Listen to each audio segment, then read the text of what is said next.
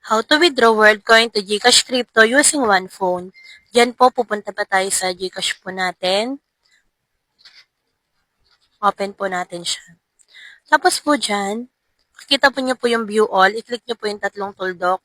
Tapos scroll down po, makikita niyo po dyan ang GCash Crypto. Pag open niyo po ng GCash Crypto, ayan po ang lalabas. Yan po. I-search po natin dyan ang WorldCoin. Yan, click po natin yan. Tapos po, i-click natin ang receive. Para po lalabas po dyan yung QR code or barcode po. Tapos po, yung address dyan, i-copy po natin. Tapos back po tayo dun sa my world application. Open po natin, tapos punta po kagad tayo sa wallet. Sa wallet, i-click natin yung send, withdraw, WorldCoin, tapos to crypto app. Tapos world chain, tapos pinakababa others. Yes, proceed. Tapos diyan na po natin ipipaste po yung address.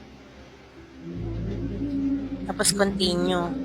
Tapos po dyan sa wallet, i-click po natin yung kung gusto natin i-withdraw lahat, max. Continue, confirm withdrawal.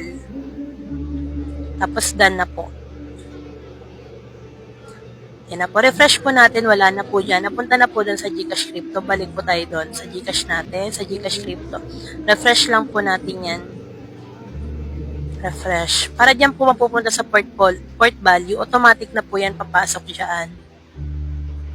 Pag ayaw pa rin, labas po muna tayo ng GCash, as balik po ulit tayo. Yan. Ayan na po. Automatic na po yan papasok sa portfolio value. Tapos po yan, type po ulit natin ang WorldCoin.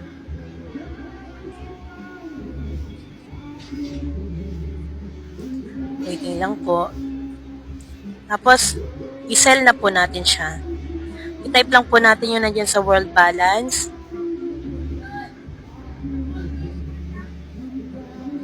Tapos po, okay na po.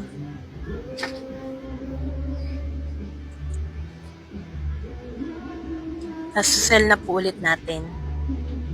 Crypto trading po kasi yan, kaya po nagba-buy and sell po. Yan, back to GCash Crypto ulit po tayo. Nandiyan na po siya sa trading wallet. Tapos i-withdraw po natin. I-copy po ulit natin yan, nandiyan nakalagay dyan sa trading wallet.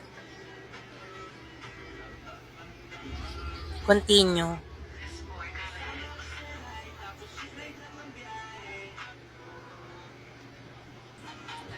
After po niya, may code po na lalabas sa Gmail po. Tapos po, yung code po doon na nakuha natin sa Gmail po, ilalagay lang po natin doon sa may code, sa may trading wallet po. Tapos po, automatic na po yun, mapupunta na po sa GCash natin.